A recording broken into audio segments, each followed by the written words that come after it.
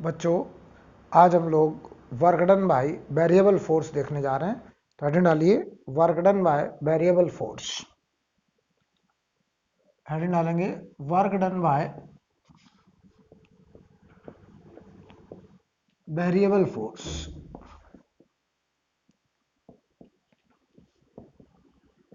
तो पहले तो हम आपको तरीका बता दें कि वेरिएबल फोर्स का वर्क निकालने का हमारे पास क्या तरीका रहेगा, कैसे कैलकुलेट करेंगे। ठीक है, मान लो हमसे कहा जाए कि एक वेरिएबल फोर्स है, कोई एफ वेक्टर है, मान लो उसमें एक एक्स कंपोनेंट है, F x I cap, F Y J cap और एफ जेड के कैप।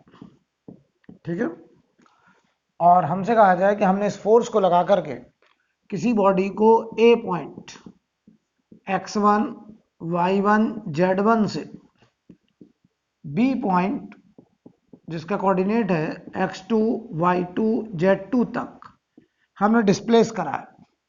हमसे कहा जाए कि इस फोर्स को लगा करके हमने किसी बॉडी को x1 y1 z1 से x2 y2 z2 तक डिस्प्लेस करा। ऐसा करने में work done by this force निकालना है।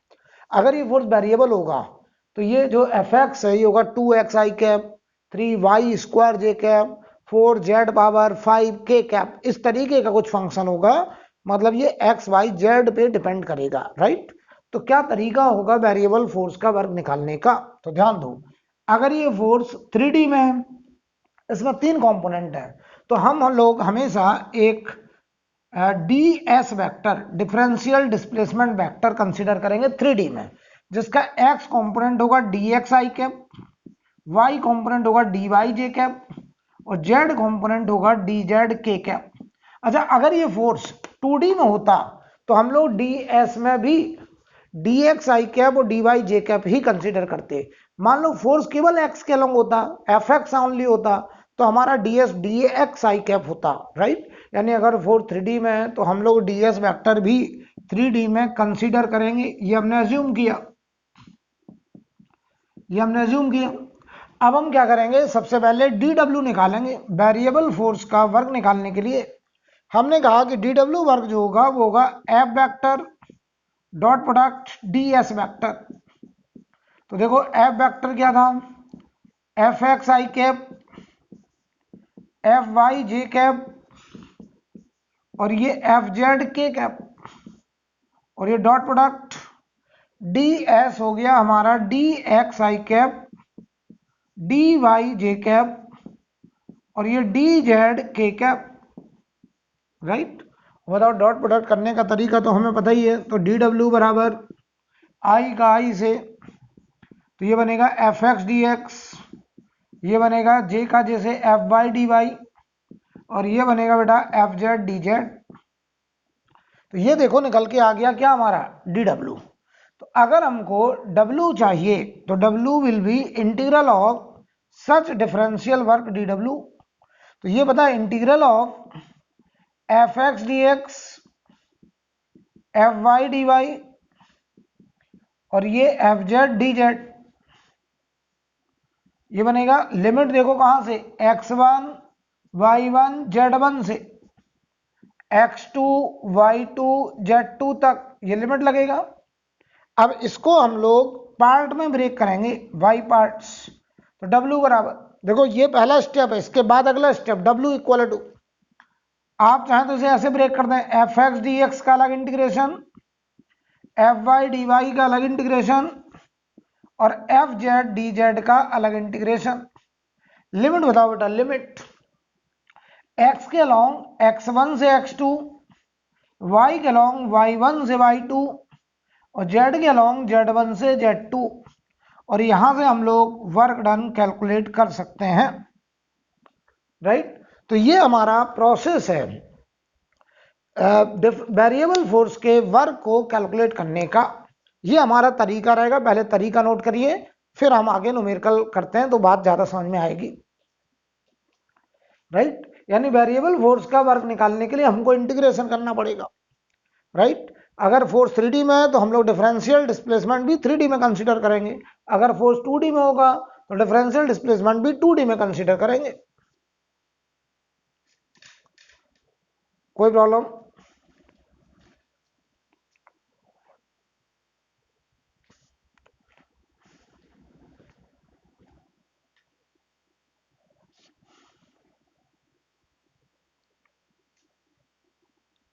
एक बात और हम बता दें, यहीं पर हम वर्क के माध्यम से ये भी चेक करना सीखेंगे कि ये फोर्स कंजर्वेटिव है या नॉन कंजर्वेटिव है। तो कंजर्वेटिव फोर्स और नॉन कंजर्वेटिव फोर्स में क्या डिफरेंसेस हैं वो मैं पहले आपको एक्सप्लेन कर दूं। अगर किसी फोर्स का वर्क कैलकुलेशन पाथ पे डिपेंड नहीं कर रहा है, वो केवल और केवल इनिशियल और फाइनल पोजीशन पे डिपेंड कर रहा है, यानी हम वर्क कैलकुलेशन करें और हम केवल इनिशियल और फाइनल पोजीशन को देख करके वर्क बता दें, तो हम कहेंगे वो वर्क हर रास्ते में बराबर बराबर होगा। अगर हम ए पॉइंट से बी पॉइंट तक किसी भी रास्ते से चले जाएं, हर रास्ते में वर्क डन बराबर बराबर आ रहा है, तो ऐसे फोर्स को बोलेंगे कंजर्वेटिव फोर्स। और नॉन कंजर्वेटिव फोर्स का वर्क पाथ पे डिपेंड करता है, वो हर रास्ते में वर्क अलग अलग आएगा। तो पहला बेसिक डिफरेंस है कि work done by conservative force depends only on initial and final position, it does not depends on path followed by system. लेकिन नॉन कंजर्वेटिव फोर्स का जो वर्क है वो पाथ पे डिपेंड करता है। तो पहला डिफरेंस। दूसरा डिफरेंस, अगर कंजर्वेटिव फोर्स है और उसका वर्क इनिशियल और फाइनल पे डिपेंड कर रहा है, तो अगर किसी पार्टिकल की जो इनिशियल वही फाइनल, मतलब हम उस पार्टिकल को ए से जाएं और ए पर ही वापस ले आए, यानी एक राउंड ट्रिप में मूव करा दें, क्लोज लूप में मूव करा दें, तो for A round trip work done by conservative force is always zero. Conservative force का वर्क डन राउंड ट्रिप के लिए क्या होगा? जीरो। राइट? क्यों? क्योंकि कंजर्वेटिव फोर्स का वर्क केवल डिपेंड कर रहा था इनिशियल और फाइनल पोजीशन, और अगर हम इनिशियल और फाइनल सेम है तो बताओ डिस्प्लेसमेंट जीरो है, और हम कहेंगे उस फोर्स का वर्क डन क्या होगा? जीरो। लेकिन नॉन कंजर्वेटिव फोर्स क्या कहता है कि मेरा वर्क पाथ पे डिपेंड करता है, तो राउंड ट्रिप में नॉन कंजर्वेटिव फोर्स का वर्क जरूरी नहीं है कि जीरो होगा, लेकिन कंजर्वेटिव फोर्स का वर्क डन राउंड ट्रिप के लिए हमेशा क्या होगा? जीरो। राइट? तीसरा डिफरेंस, अगर किसी पार्टिकल को हम कंजर्वेटिव फील्ड में फ्री छोड़ दें, फ्री छोड़ दें मतलब ना कोई एजेंट हो ना कोई नॉन कंजर्वेटिव फोर्स हो, केवल कंजर्वेटिव फील्ड में पार्टिकल को फ्री छोड़ दिया जाए, तो वो पार्टिकल जहां जहां से गुजरेगा हर पॉइंट पर उसकी टोटल मैकेनिकल एनर्जी क्या रहेगी? कंजर्व। मैं ये नहीं कह रहा हूं कि उसकी पोटेंशियल एनर्जी कंजर्व होगी, मैं ये भी नहीं कह रहा हूं उसकी काइनेटिक एनर्जी कंजर्व होगी। हाँ, मैं ये जरूर कह रहा हूं कि पोटेंशियल प्लस काइनेटिक मतलब मैकेनिकल एनर्जी कंजर्व होगी। हाँ, पोटेंशियल का कन्वर्जन काइनेटिक में हो सकता है, काइनेटिक का कन्वर्जन पोटेंशियल में हो सकता है, लेकिन टोटल मैकेनिकल एनर्जी मतलब sum of potential and kinetic will remain conserve. यानी कंजर्वेटिव फोर्स फील्ड में पार्टिकल एक पॉइंट से दूसरे पॉइंट तक मूव करे, हर पॉइंट पर उसकी पोटेंशियल और काइनेटिक मतलब मैकेनिकल एनर्जी हर जगह बराबर बराबर होगी, कंजर्व होगी। लेकिन नॉन कंजर्वेटिव फोर्स फील्ड क्या करते हैं? Non conservative force field energy का लॉस करते हैं। तो वो कहते हैं कि हमारे फील्ड में पार्टिकल एक पॉइंट से दूसरे पॉइंट तक जाएगा तो उसकी टोटल मैकेनिकल एनर्जी कंजर्व नहीं होगी, हम लगातार कुछ एनर्जी का क्या करेंगे? लॉस। तो नॉन कंजर्वेटिव फील्ड में अगर पार्टिकल फ्री छोड़ दिया जाए तो इनिशियल एनर्जी ज्यादा होगी, फाइनल कम होगी, कुछ अमाउंट ऑफ एनर्जी क्या हो जाएगी? लॉस। राइट? तो ये तीन मेजर डिफरेंस होंगे कंजर्वेटिव फोर्स फील्ड में और नॉन कंजर्वेटिव फोर्स फील्ड में। तो यहां से हम लोग आगे चल के ये भी चेक कर लेंगे कि ये फोर्स कंजर्वेटिव है या नॉन कंजर्वेटिव है। आपको सर कैसे? तो मैंने पहला डिफरेंस बताया था कि अगर हम वर्क कैलकुलेट करें और वर्क कैलकुलेशन हमने इनिशियल और फाइनल पोजीशन को देख के बता दिया, हमने आपसे नहीं पूछा कि पार्टिकल को किस रास्ते पे ले गए, तो आप तुरंत कहोगे सर ये फोर्स कैसा है? कंजर्वेटिव फोर्स है, क्योंकि वर्क डन पाथ पे डिपेंड कर ही नहीं रहा है, हम बगैर पाथ के इनिशियल और फाइनल को देख करके वर्क कैलकुलेट कर दे रहे हैं, इसका मतलब ये फोर्स कैसा है? कंजर्वेटिव।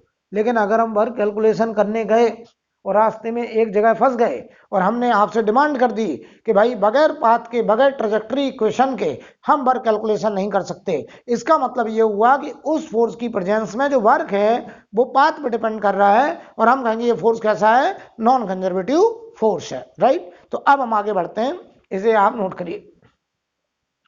तो चलिए सबसे पहला एग्जाम्पल लेते हैं, सबसे पहला एग्जाम्पल लेते हैं।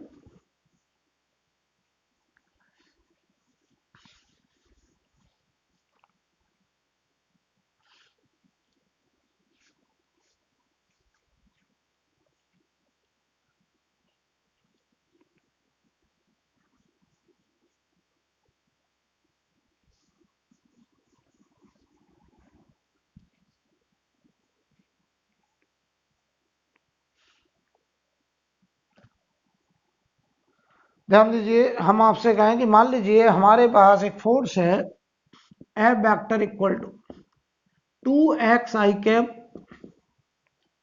3y स्क्वायर j कैप, ये कोई फोर्स है और हमसे कह रहा है हमने इस फोर्स को लगा करके पार्टिकल को ए पॉइंट 1,2 से बी पॉइंट 0,3 मीटर तक डिस्प्लेस किया है।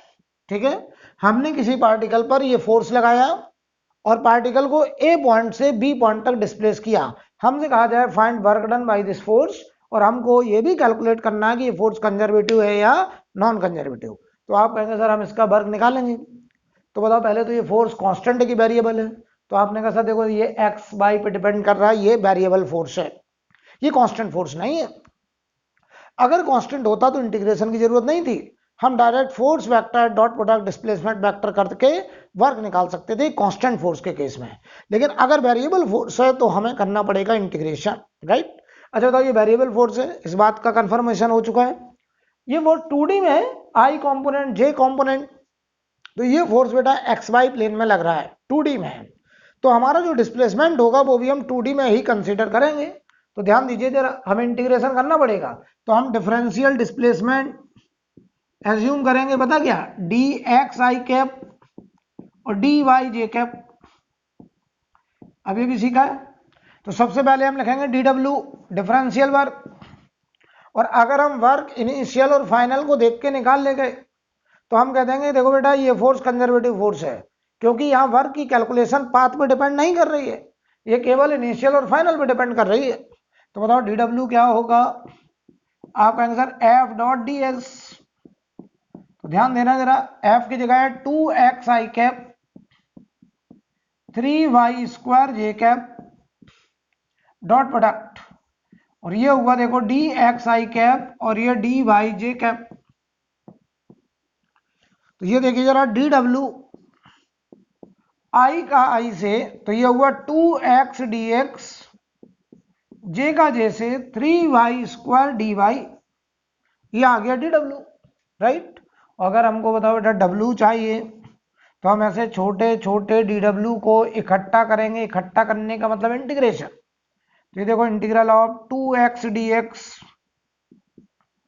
Plus 3y square d y, बढ़िया से समझ लो पहले, यहां लिमिट लगेगा 1,2 से 0,3 तक, ए से बी तक, लेकिन हम इसे बाई पार्ट में तोड़ दें, बाई पार्ट में तोड़ेगा, इसका अलग इंटीग्रेशन 2x डी एक्स, इधर देखो 3y square d Y, limit देखना जरा, x के लॉन्ग 1 से 0, तो लिमिट 1 से 0, y के लॉन्ग 2 से 3, तो 2 से 3, ये लिमिट लग गया। बताओ बेटा क्या ये आप सॉल्व कर लेंगे? तो आप कहना सर बड़े आराम से, देखो इस x का इंटीग्रेशन एक्स स्क्वायर बाई 2 से 2 हो गया कैंसिल, एक बार लिख दे रहे हैं ऐसे, तो ये देखो एक्स स्क्वायर बाई 2, लिमिट पड़ेगा 1 से 0 3, ये बनेगा वाई स्क्वायर का इंटीग्रेशन वाई क्यूब बाई 3, और लिमिट पड़ेगा 2 से 3, तो ये 3 से 3 कट गया, 2 से ये 2 कट गया। तो देखिए जरा ये वर्क क्या आ रहा है, अपर लिमिट 0 माइनस 1 का स्क्वायर तो 1 प्लस अपर लिमिट 3 का क्यूब माइनस 2 का क्यूब, देख लो अच्छे से बेटा। तो ये बताओ आ गया आपका -1 प्लस 27 माइनस 8, तो क्या बताओ ये 18 जूल आ रहा है, तो वर्क आ गया 18 जूल। तो बताओ आपने वर्क कैलकुलेशन में क्या हमसे कहीं भी पाथ की डिमांड करी? आपने कहा सर नहीं करी। इसका मतलब ये हुआ कि ये पॉइंट मान लो ए था जो कि 1,2 है, ठीक है, और ये मान लो कोई पॉइंट बी था, ऐसे रफ लेना है, ये 0,3 था, तो ए से बी तक ले जाने में जो वर्क है वो 18 जूल है। आपने कहा सर हमने तो ये पूछा ही नहीं कि हम ए से बी इस स्ट्रेट लाइन में गए, हम ए से बी इस जिगजैग पाथ पर गए, हम ए से बी इस रास्ते पर गए, इस रास्ते में वर्क, इस रास्ते में वर्क और इस रास्ते में वर्क। बताओ जरा तीनों रास्तों का जो वर्क है, हम पार्टिकल को किसी भी रास्ते पे ले जाए, हर रास्ते में वर्क डन बराबर बराबर आ रहा है, क्योंकि वर्क डन वास्तव में पाथ पे डिपेंड कर ही नहीं रहा है। अगर ए से बी जाना है, किसी भी रास्ते हम ये फोर्स लगा करके पार्टिकल को ले जाएं, हर रास्ते में वर्क डन बराबर बराबर आएगा और हम कहेंगे ये फोर्स जो था ये कंजर्वेटिव फोर्स है। ये कैसा फोर्स है बेटा? Conservative force. ये कंफर्म हो चुका है कि ये कंजर्वेटिव फोर्स है, नोट करिए। यानी कंजर्वेटिव फोर्स का वर्क पाथ डिपेंडेंट नहीं होता है, वो केवल और केवल डिपेंड करता है इनिशियल और फाइनल पोजीशन पर। नोट करिए।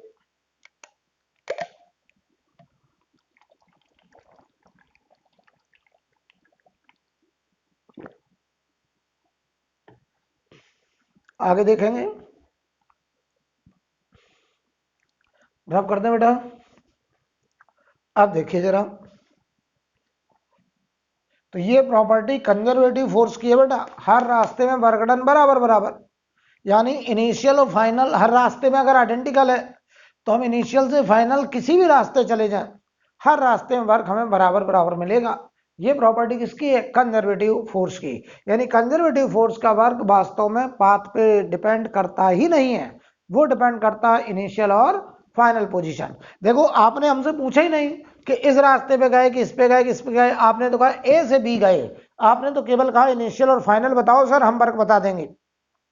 अगर इनिशियल और फाइनल को देख करके वर्क बता रहे हैं, इसका मतलब ये कंजर्वेटिव फोर्स है, इसका वर्क डन पाथ पर डिपेंड नहीं कर रहा है, राइट। आगे देखते हैं।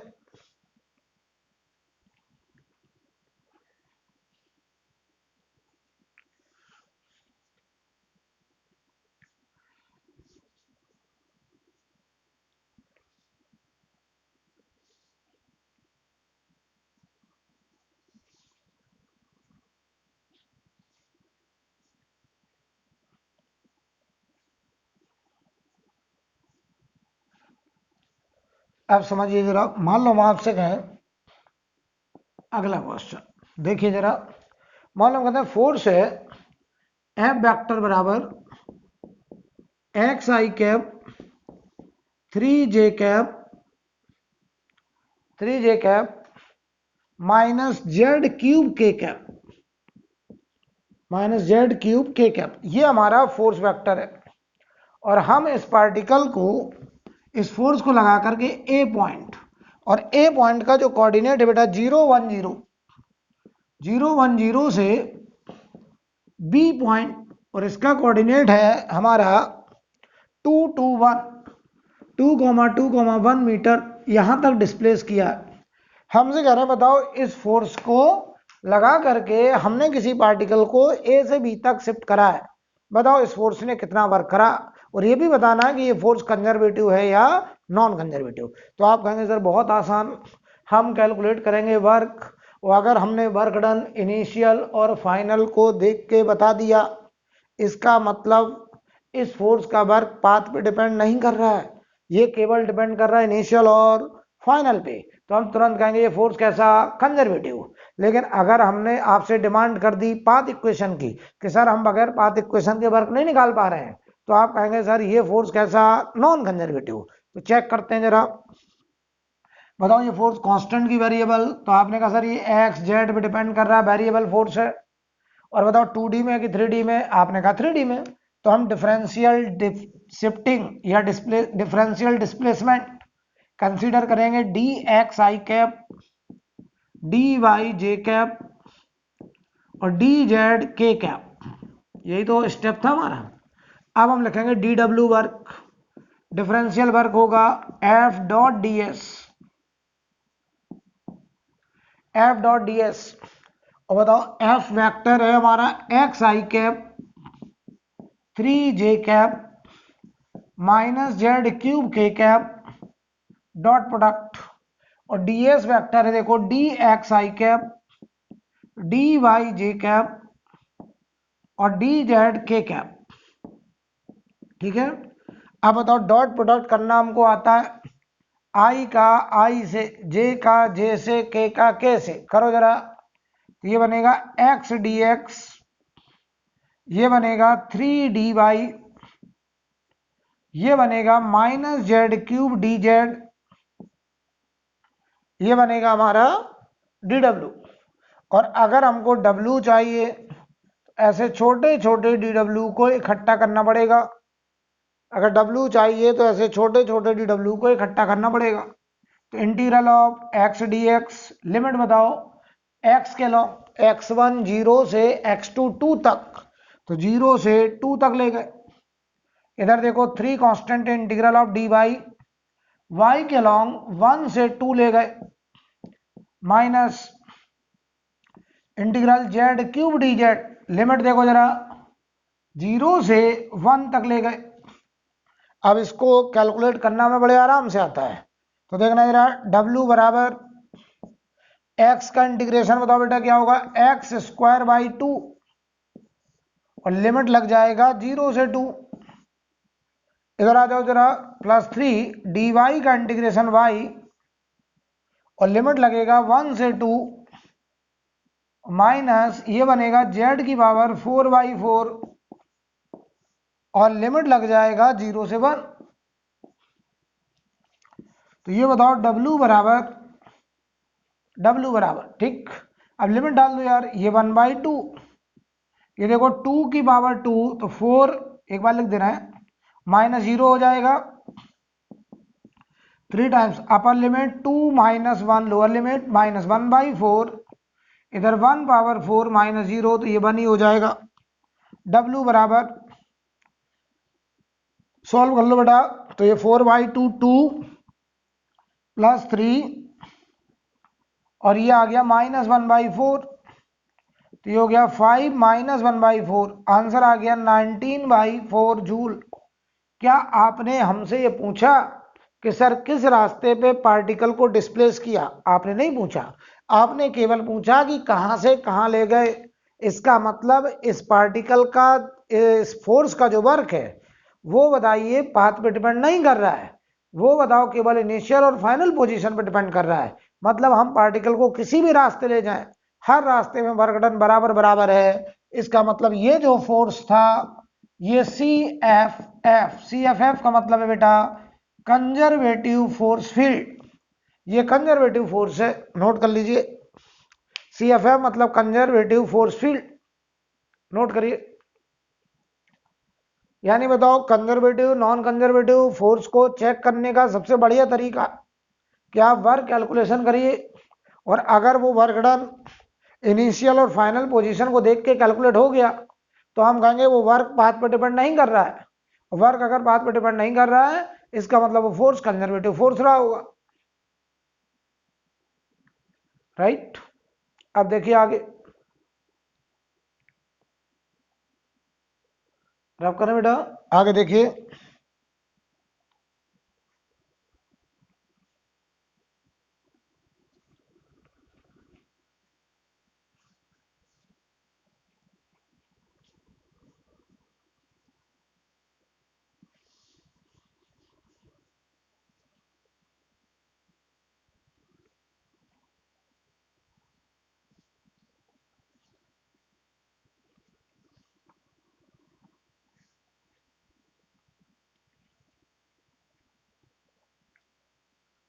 देखिए ना भाई, अगर हम आपसे कहें कि एक फोर्स है F vector 3y cap plus 3y cap plus 4x square J cap, और हमने इस फोर्स को लगा करके किसी पार्टिकल को A पॉइंट 0,0 से B पॉइंट 1,1 तक डिस्प्लेस किया। हमसे कह रहे हैं find work done by this force and also check whether force is conservative और नॉन कंजर्वेटिव। ये भी हमको चेक करना है, राइट। तो आप कह रहे हैं सर बहुत आसान है, आपने सिखाया है कि पहले हम लोग वर्क कैलकुलेट करेंगे, अगर वर्क कैलकुलेशन हम इनिशियल और फाइनल पॉइंट को देख के कर दिए तो ये कंजर्वेटिव फोर्स हो जाएगा, और अगर वर्क कैलकुलेशन पाथ पर डिपेंड कर गया तो ये फिर हमारा नॉन कंजर्वेटिव फोर्स हो जाएगा। और नॉन कंजर्वेटिव फोर्स में वर्क हर रास्ते में अलग अलग आता है, जबकि कंजर्वेटिव फोर्स का वर्क पाथ पे डिपेंड करता ही नहीं है। इसका मतलब हम इनिशियल से फाइनल तक किसी भी रास्ते ले जाएं कंजर्वेटिव फोर्स की प्रेजेंस में तो हर रास्ते में कंजर्वेटिव फोर्स का वर्क बराबर बराबर आएगा। क्लियर है ना? तो चलो चेक करते हैं। बताओ बेटा क्या ये वेरिएबल फोर्स है? यस। देखो यहाँ आई कैप के साथ वाई आ रहा है, जे कैप के साथ एक्स स्क्वायर आ रहा है, ध्यान दीजिए जरा थोड़ा सा। तो बताइए 2D में फोर्स है, आई कैप जे कैप दो कंपोनेंट है, ये हमारा एक्स कंपोनेंट है, ये वाई कंपोनेंट है, जे कैप वाई कंपोनेंट, आई कैप एक्स कंपोनेंट, ठीक है। तो बताओ ये एक्स वाई पे डिपेंड कर रहा है, तो हम लोग डिफरेंशियल डिस्प्लेसमेंट वेक्टर कंसीडर करेंगे, डीएस वेक्टर, और ये होगा देखो बेटा D X I cap D Y J cap. तो इसका बताओ वर्क डन डी डब्ल्यू, आप कहोगे F dot D S, F dot D S करो, आई का आई से, जे का जे से, तो एक बार लिख दे रहे हैं 3y I cap 4x square J cap dot product D X I cap और ये डी वाई जे कैप। तो बताओ आई का आई से, जे का जे से, करिए जरा डॉट प्रोडक्ट, तो ये बना देखो 3y d x plus 4x square d y, ठीक है। आपने कहा अगर w चाहिए तो इसे इंटीग्रेट कर दो 3y डी एक्स, आप चाहें तो 3 को बाहर कर लो तो 3 तो कांस्टेंट है, बाहर हो गया y डी एक्स, इधर देखो 4 बाहर हो गया एक्स स्क्वायर डी वाई। अब बताओ x के अलोंग कहां से कहां तक ले गए, 0 से 1, x के अलोंग ले गए 0 से 1, y के अलोंग कहां से कहां गए 0 से 1। अब लेकिन तुम कह रहे हो ये हमसे सॉल्व नहीं हो रहा है, कैन नॉट सॉल्व, क्यों नहीं हो रहा है, क्योंकि इधर dx है, ये y है, अगर यहाँ x होता dx का तो इंटीग्रेट हो जाता। आप कह रहे हैं सर इसको सॉल्व करने के लिए यहाँ y को हटाना पड़ेगा इन टर्म ऑफ x, इस x को हटाना पड़ेगा इन टर्म ऑफ y, तो सॉल्व हो जाएगा। यानी आपने कहा सर y को हटाओ x के टर्म्स में और x को हटाओ y के टर्म्स में, मतलब आपने y और x में एक रिलेशन की डिमांड करी, यानी आपने डिमांड कर दी ट्रेजेक्टरी इक्वेशन, पाथ इक्वेशन कि पार्टिकल को ए पॉइंट से बी पॉइंट तक किस रास्ते पे ले गए। तो आपने बताओ डिमांड करी, डिमांड कर दी, डिमांड ऑफ पाथ इक्वेशन,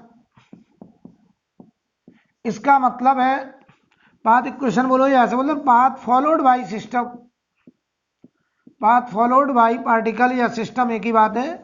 इसका मतलब बताओ बेटा जो वर्क है वो पाथ पे डिपेंड कर गया। अब बगैर पाथ इक्वेशन के ये वर्क कैलकुलेट नहीं होने वाला है। तो जरा बताओ एक पॉइंट है 0 0, ये पॉइंट है 0 0 ए पॉइंट, और दूसरा पॉइंट है बी पॉइंट 1 1।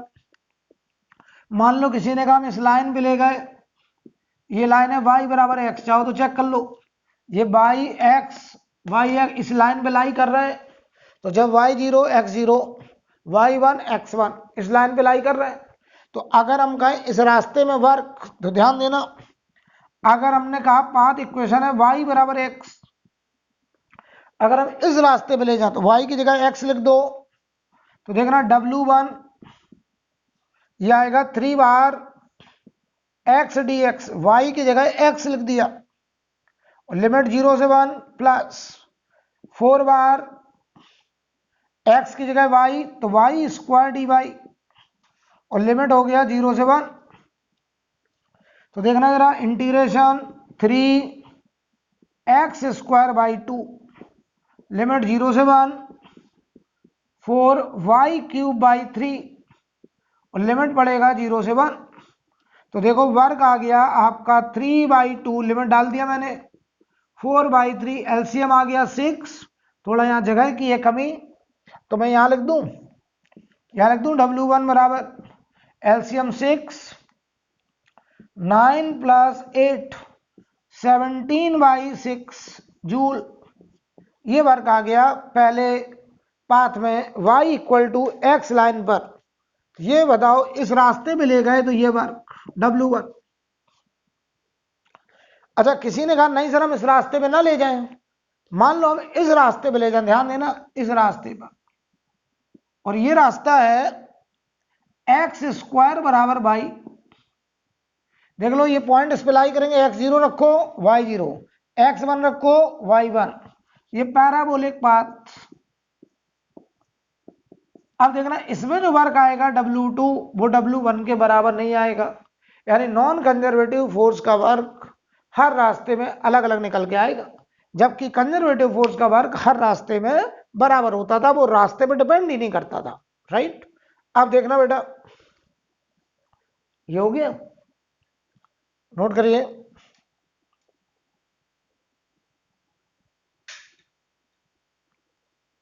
अब देखना बेटा, अगर हम कहते हैं कि हम पार्टिकल को जिस रास्ते पे ले गए उस रास्ते की जो इक्वेशन है बेटा, अगर हम कहते हैं उस रास्ते की इक्वेशन है एक्स स्क्वायर बराबर वाई, एक्स स्क्वायर बराबर वाई, तो यहां वाई की जगह क्या लगते हैं एक्स स्क्वायर, तो देखना W2 वर्क क्या होगा 3 टाइम्स वाई की जगह x square D x plus 4 times x square की जगह रख दो वाई डी वाई। लिमिट देखना जरा, लिमिट देखो जरा, x 0 से बन गया है, y देखो 0 से बन गया है। बहुत अच्छे से समझ लो बेटा, हमने y की जगह एक्स स्क्वायर रख दिया क्योंकि हमने माना इस रास्ते पे पार्टिकल को लेके गए, तो y की जगह एक्स स्क्वायर और एक्स स्क्वायर की जगह y। तो देखना वर्क डन 3 टाइम्स, ये बताओ इंटीग्रेट होकर के एक्स क्यू बाई 3, लिमिट 0 से 1 प्लस 4 टाइम्स, ये हो जाएगा वाई स्क्वायर बाई 2 और लिमिट 0 से 1, तो ये देखो W2 3 से 3 कैंसिल, तो 1 क्यूब माइनस 0 क्यूब 1 प्लस, और ये 2 टाइम्स इधर भी 1 आएगा तो आंसर आया 3 जूल। लिमिट डाल लीजिएगा, तो बताओ क्या ये 3 जूल वर्क आ गया। इसका मतलब ये हुआ कि इस रास्ते में वर्क अलग, इस रास्ते में वर्क अलग, यानी ये वर्क डन पाथ पे डिपेंड कर रहा है, हर रास्ते में वर्क अलग अलग आ रहा है, यानी वर्क रास्ते पे डिपेंड कर रहा है। तो ये जो फोर्स था, ये फोर्स था बेटा नॉन कंजर्वेटिव, ये नॉन कंजर्वेटिव फोर्स है, नॉन कंजर्वेटिव फोर्स, इसे बोलेंगे NCFF, non conservative force field. Note करिए, नॉन कंजर्वेटिव फोर्स फील्ड।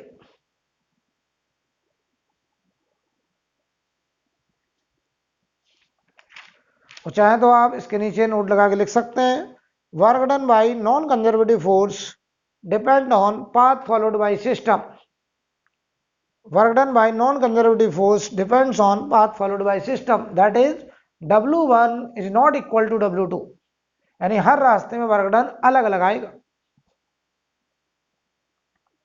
ठीक है,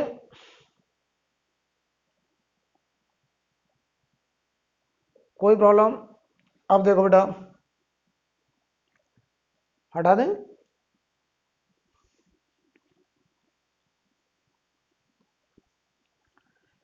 अब कुछ लोगों के मन में ये विचार आ गया होगा कि सर मैं अब देख के बता सकता हूं कि कौन सा फोर्स कंजर्वेटिव है और कौन सा फोर्स नॉन कंजर्वेटिव है।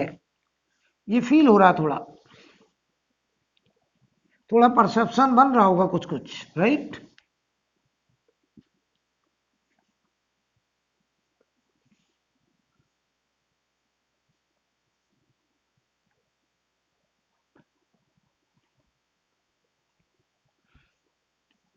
ध्यान दीजिएगा, और मैं आपसे ऐसे बोलूं कि मान लो एक फोर्स है F वेक्टर बराबर,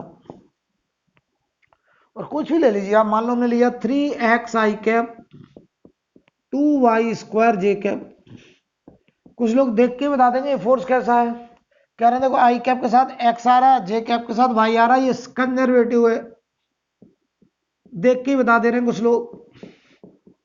ठीक है, ये कंजर्वेटिव फोर्स है, और हम कहें इस कंजर्वेटिव फोर्स की प्रेजेंस में हम पार्टिकल को 1,2 से बी पॉइंट और इसका भी कोऑर्डिनेट 1,2, क्या इनिशियल पॉइंट और फाइनल पॉइंट बराबर है? यस, यानी हमने पार्टिकल को इस कंजर्वेटिव फोर्स को लगाते हुए इनिशियल से फाइनल सेम पोजीशन पे लेके आए, यानी हमने पार्टिकल को राउंड ट्रिप में मूव किया। ये राउंड ट्रिप हो गया बेटा, ये राउंड ट्रिप हो गया। Initial position final position same दिख रही है, तो क्या ये जर्नी राउंड ट्रिप की जर्नी है? यस। तो आप कहेंगे सर देखिए राउंड ट्रिप में work done by conservative force 0 होता है, तो वो मैं दिखाने जा रहा हूं कि राउंड ट्रिप में कंजर्वेटिव फोर्स का वर्क 0 क्यों होता है। पहले तो ये क्लियर है कि ये कंजर्वेटिव फोर्स है। आप कहेंगे सर पहले हम DW लिखेंगे कैसे, F डॉट डी एस, और ds हमें एज्यूम करना आता है, तो ये देखो 3xi cap 2y square J cap dot product ds की जगह होगा dxi कैप और ये dy जे कैप। ठीक है, तो ये देखो जरा dw is equal to i का i से 3x dx, j का j से 2y स्क्वायर dy। तो अगर हमको w चाहिए तो बताओ इसे इंटीग्रेट करेंगे बेटा, तो 3 बार x dx 2 बार y स्क्वायर dy। ध्यान से देखना x में लिमिट x1 से 1, x1 से x2, तो x1 1 है x2 भी 1 है, y2 2 से 2। अब देखिए जरा इसको सॉल्व करना, 3 टाइम्स ये हुआ x स्क्वायर बाई 2, लिमिट 1 से 1, 2 टाइम्स y क्यू बाई 3 और लिमिट 2 से 2। बताओ बेटा लिमिट डालोगे तो ये 1 माइनस 1 0, तो ये 0 आ रहा है। इधर देखो 2 क्यूब माइनस 2 क्यूब कट जाएगा, 0 आएगा। यानी बताओ work done by conservative force for A round trip is always 0। तो यहां पर एक बात नोट लगा के लिख लेंगे, work done bye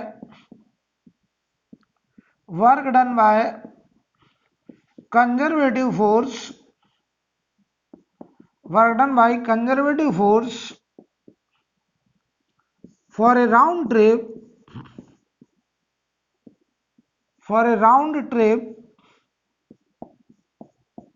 is always 0, for a round trip is always 0। Conservative force का वर्क राउंड ट्रिप के लिए 0 होगा, नोट करिए। ठीक है,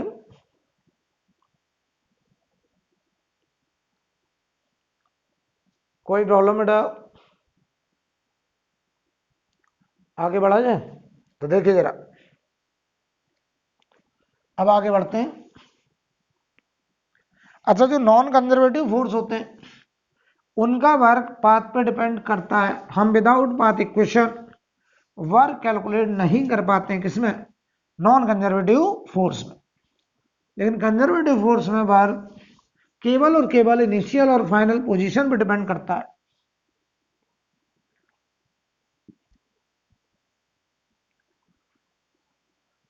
ठीक है, चेहरा समझते हैं। मान लो हम तुमसे कहें कि ये कोई फोर्स है और वो फोर्स है 3y स्क्वायर आई कैप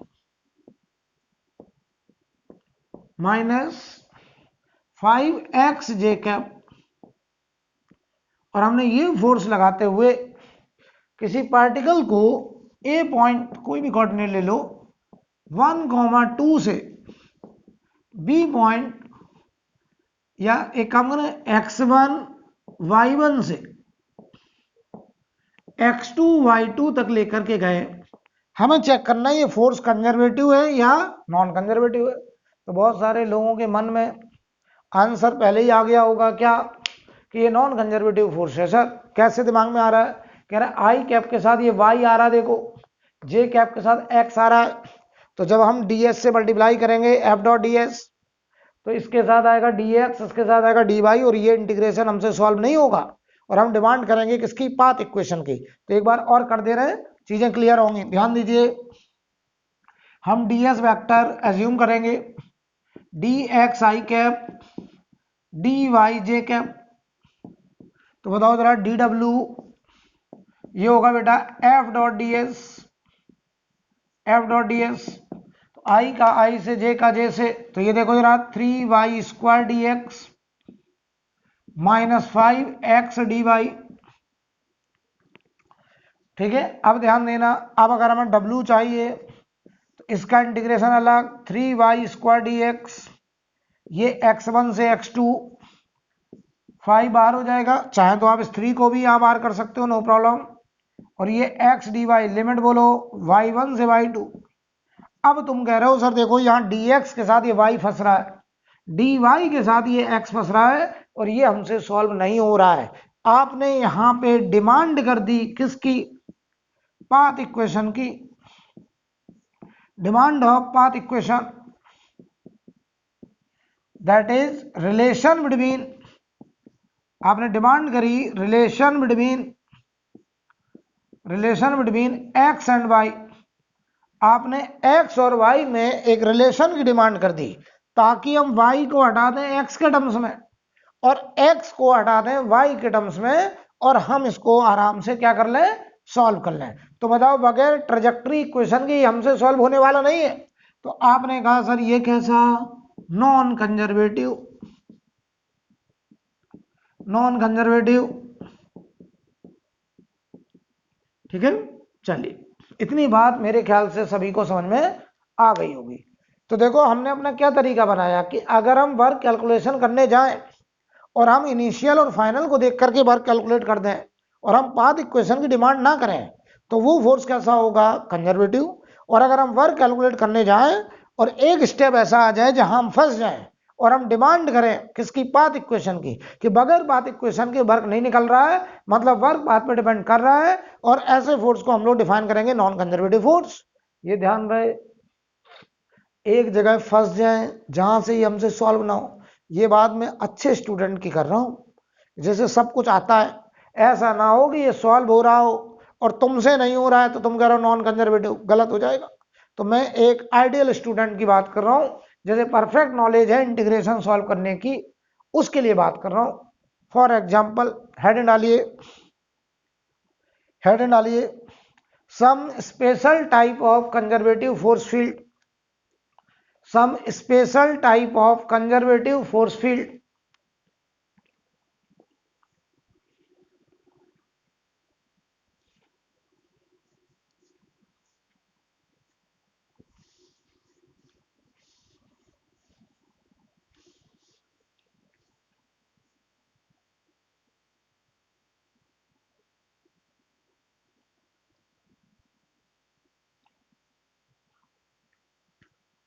चलिए हेडिंग डालिए सम स्पेशल टाइप ऑफ,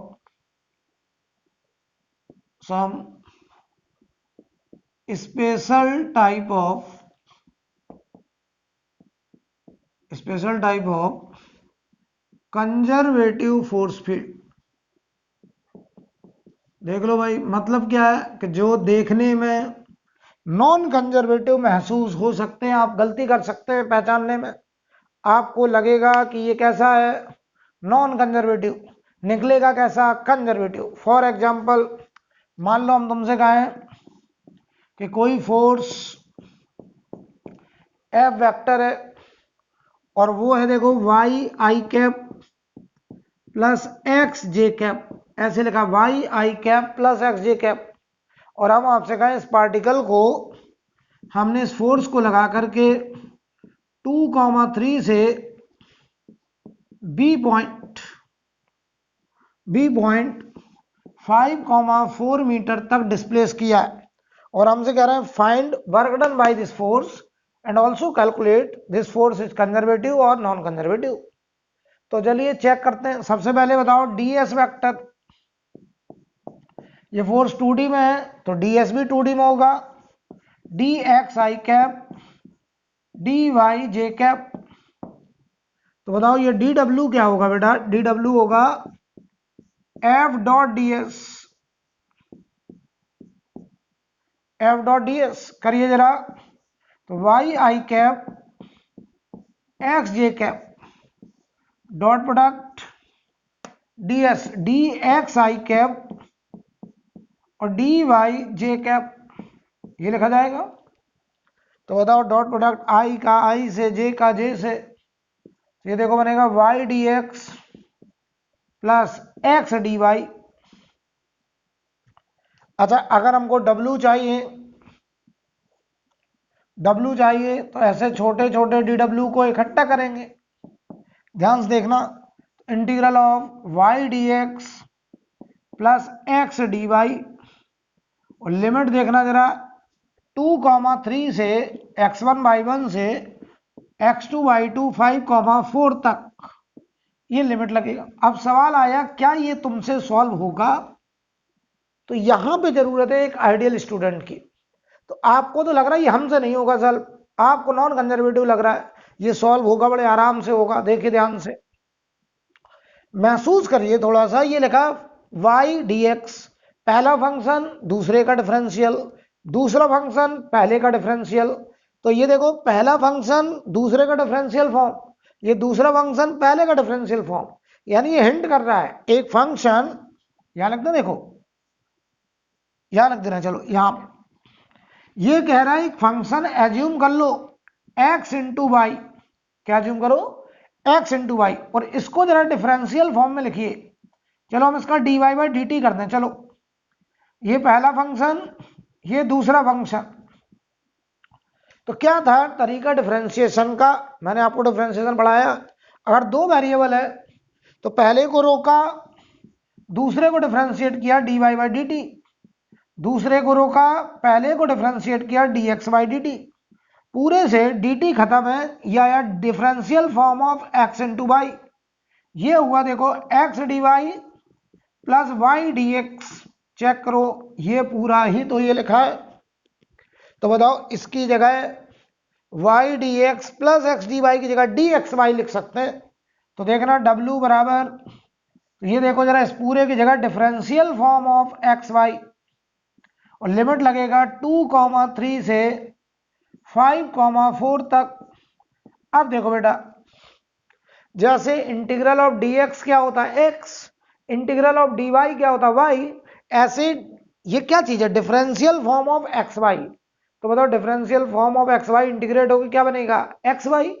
जैसे आपने पढ़ा है इंटीग्रल ऑफ dx x होता है, इंटीग्रल ऑफ dy y होता है, तो integral of differential form of x y क्या होगा एक्स वाई हो जाएगा यार, सिंपल।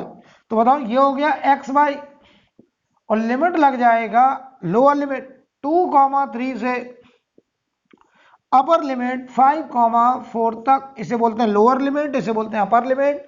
मैंने आपको इंटीग्रेशन का क्लास लिया था, बेसिक मैथमेटिक्स जब पढ़ाया था, तो मैं मान रहा हूं कि आपने वो सारी क्लास अटेंड करी है। तो ध्यान दीजिए W बराबर, बताओ अपर लिमिट x की जगह 5, y की जगह 4, माइनस x की जगह 2, y की जगह 3, तो 20 में से 6 गया, कितना बच रहा 14 जूल, ये आ गया आंसर। बताओ ये वर्क डन। क्या आपने हमसे कहीं पाथ की डिमांड करी, आपने कहा नहीं करी, आपने कहा सर ये फोर्स कंजर्वेटिव निकल के आ गया, जिसे पहचानने में हमसे थोड़ी सी गलती होने वाली थी। देखने में ये नॉन कंजर्वेटिव लग रहा था, लेकिन निकल के कैसा आया कंजर्वेटिव, राइट। नोट करिए, फिर हम आगे बढ़ते हैं।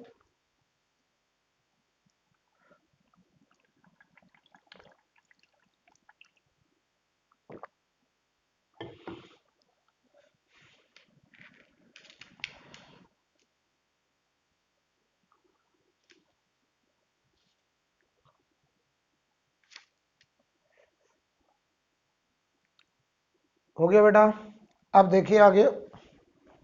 तो ये देखो फोर्स पहचानने में थोड़ा मिस्टेक हो सकता था, ये कैसा निकला कंजर्वेटिव, देखने में कैसा लग रहा था नॉन कंजर्वेटिव। खैर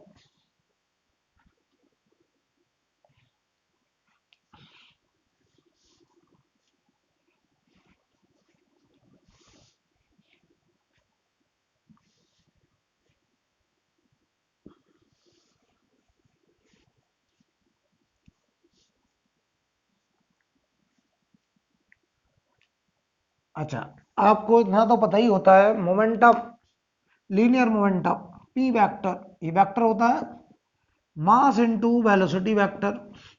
काइनेटिक एनर्जी, ये एनर्जी है स्केलर क्वांटिटी, और ये होता है हाफ एम बी स्क्वायर, ये स्केलर क्वांटिटी वो वेक्टर क्वांटिटी है, right.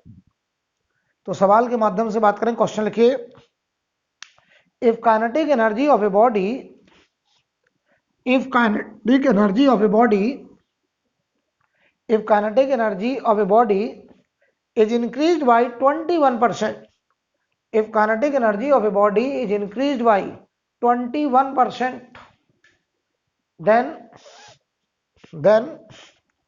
find percentage increase, then find percentage increase in linear momentum, then find percentage increase in linear momentum.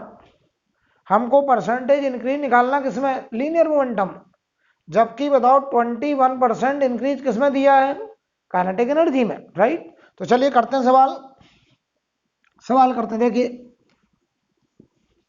क्या है, kinetic energy increase by 21%, then find percentage increase in linear momentum. तो देखो जो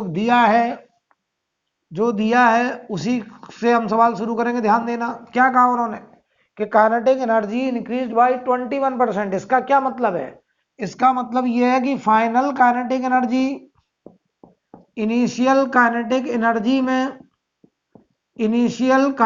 energy का 21% increase होकर के आया। यही तो मतलब है कि फाइनल काइनेटिक एनर्जी इनिशियल में उसका 21% ऐड होके आया, ज्यादा होने का मतलब ऐड होके आया। तो बताओ जरा, फाइनल काइनेटिक एनर्जी एलसीएम लो, 121/100 इनिशियल काइनेटिक एनर्जी। बताओ kinetic energy final half M v final square, ये देखो लिखा है 11/10 का होल स्क्वायर, और ये लिखा है initial kinetic energy half M we initial square. Mass और 2 तो कांस्टेंट है बेटा, कट गया। यहां देखो v फाइनल बराबर 11/10 ऑफ v इनिशियल, यानी फाइनल वेलोसिटी इनिशियल वेलोसिटी का 11/10 बन गया। अब हमको निकालना percentage increase in linear momentum. तो ध्यान दो, इनिशियल लीनियर मोमेंटम मैग्नीट्यूड की बात करें, चलो m इंटू वी इनिशियल, ये इनिशियल लीनियर मोमेंटम। चलो final linear momentum m into v final, और वी फाइनल की वैल्यू बताओ चलो जल्दी से, m 11/10 वी इनिशियल। तो ये बताओ 11/10 ऑफ m बी इनिशियल मतलब p इनिशियल बन गया। तो बताओ चेंज इन लीनियर मोमेंटम या इंक्रीज इन लीनियर मोमेंटम, ये लिखा मैंने increase in linear momentum, increase in linear momentum.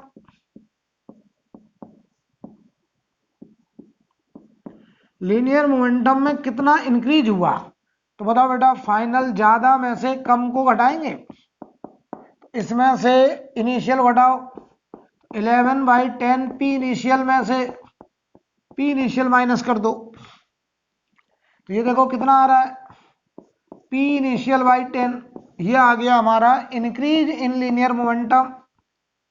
अब अगर हम बोले परसेंटेज इंक्रीज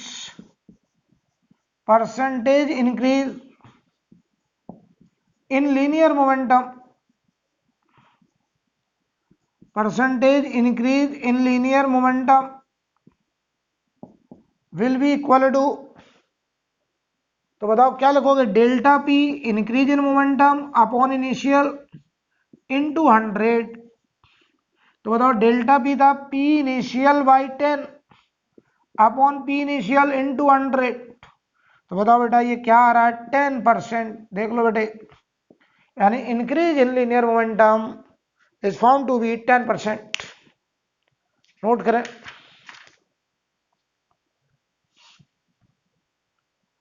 नोट कर लीजिए। तो हमने देखो परसेंटेज इंक्रीज काइनेटिक एनर्जी में दिया और परसेंटेज इंक्रीज आपसे लीनियर मोमेंटम में पूछ लिया। एक सवाल हम आपको उल्टा दे रहे हैं, हम परसेंटेज इंक्रीज लीनियर मोमेंटम में दे करके परसेंटेज इंक्रीज काइनेटिक एनर्जी में आपसे पूछेंगे। क्वेश्चन लिखिए, इसे पहले नोट कर लीजिए आराम से, कोई हड़बड़ी नहीं है, आराम से करिए।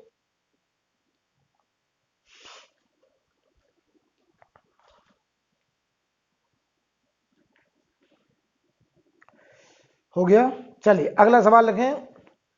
If linear momentum of a body, if linear momentum of a body is increased by 20%, if linear momentum of a body is increased by 20%, then find percentage increase in kinetic energy, then find percentage increase in kinetic energy, right. करिए। अब की बार हमने linear momentum में increase दिया 20% और हम आपसे कह रहे हैं परसेंटेज इंक्रीज इन काइनेटिक एनर्जी निकाल के दिखाना है। ठीक है, करिए जरा, देखते हैं आप कर पा रहे हैं या नहीं कर पा रहे हैं। करिए जल्दी से।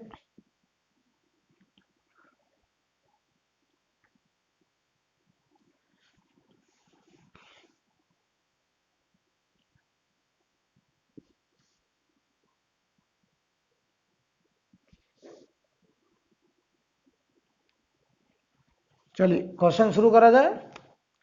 तो देखिए भाई, मैं सॉल्व कर रहा हूँ, सॉल्यूशन देखिए। अगर आपने कर लिया तो बहुत अच्छी बात है। सवाल में कह रहे हैं कि जो लीनियर मोमेंटम है वो 20% इंक्रीज हुआ। इसका मतलब फाइनल लीनियर मोमेंटम इनिशियल का 20% ऐड होके आया, ये मतलब हुआ। यानी फाइनल लीनियर मोमेंटम इनिशियल का ही 20% ऐड होके आया। तो बताओ भाई, ये फाइनल लीनियर मोमेंटम, ये बताओ P initial plus P initial by 5, तो ये बताओ final linear momentum 6/5 of P initial, तो ये बनेगा m into v final 6/5 of m into v initial, m से m कैंसिल, तो final velocity 6/5 of v initial. ये हमने फाइनल वेलोसिटी इनिशियल का 6/5 टाइम्स। अब देखो काइनेटिक एनर्जी इनिशियल क्या होगी बेटे, ये होगी half m v initial square. Clear है? बताओ भाई फाइनल काइनेटिक एनर्जी क्या होगी। एक काम करें, यहां लिख दे रहा है, यहां पे फाइनल काइनेटिक एनर्जी क्या होगी, half m v final square. चलो v फाइनल की वैल्यू रख दो, half m 6/5 of v initial का स्क्वायर। तो ये देखो जरा, final kinetic energy 36/25 of initial kinetic energy. तो 36/25 half m v initial square को के इनिशियल लिख दिया। अब देखो increase in kinetic energy, increase in kinetic energy बराबर, तो आप कहोगे के ई फाइनल जो कि ज्यादा है उसमें से इनिशियल कम को घटा दो। तो ये देखो बेटा 36/25 फाइनल है के इनिशियल माइनस के इनिशियल, तो ये बताओ कितना आ रहा है 11/25 ऑफ के इनिशियल। आई थिंक क्लियर। अब देखो परसेंटेज इंक्रीज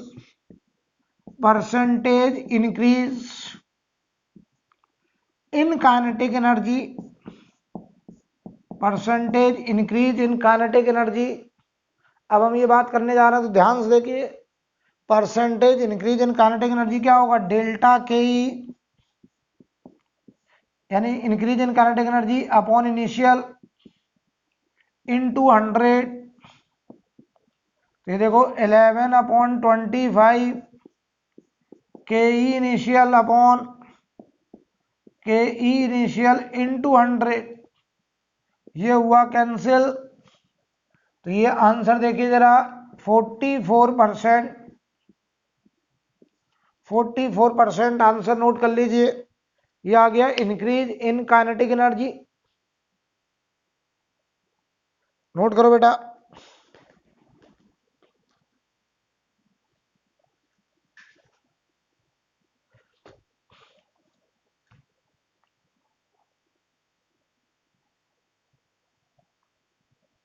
ठीक है,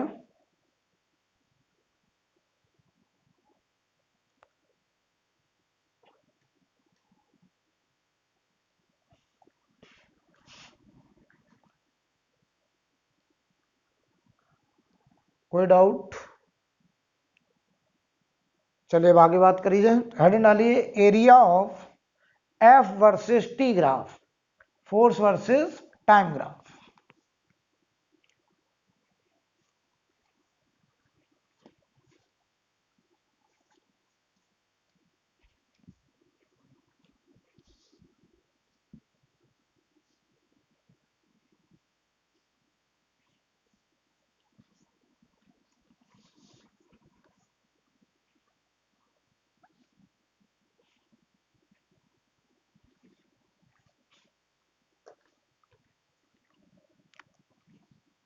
एरिया ऑफ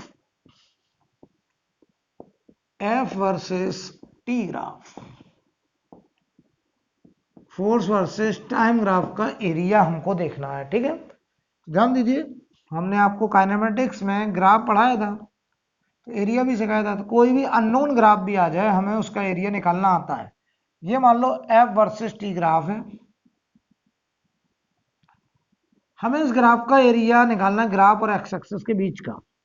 हम यहां से जनरल टाइम पर जाएंगे और देखेंगे यहां जनरल एफ है, और अगले dt टाइम में हम बोलेंगे कि ये छोटा टाइम इंटरवल है, इसके अंदर एफ की वैल्यू में कोई चेंज नहीं हुआ। तो इस स्ट्रिप को हम लोग एक रेक्टेंगुलर स्ट्रिप कहेंगे और इसके एरिया को लिखेंगे डी ए एरिया, और ये लिखा जाएगा एफ डी टी, और ये लिखा जाएगा m into a d T.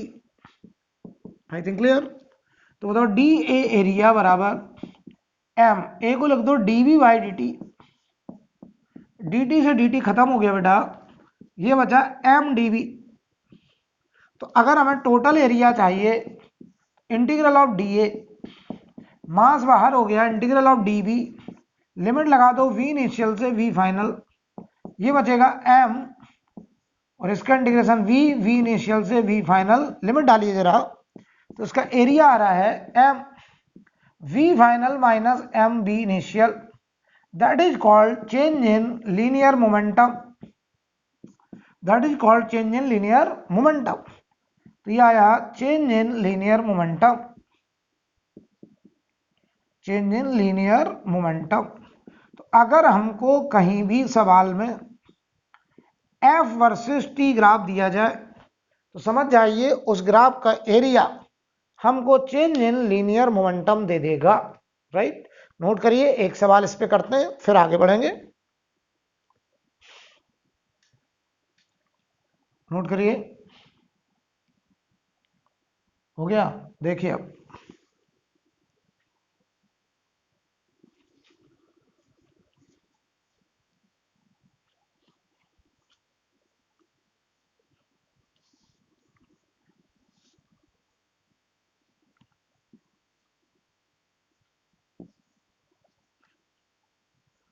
देखिए सवाल क्या है, हमें ग्राफ दिया गया है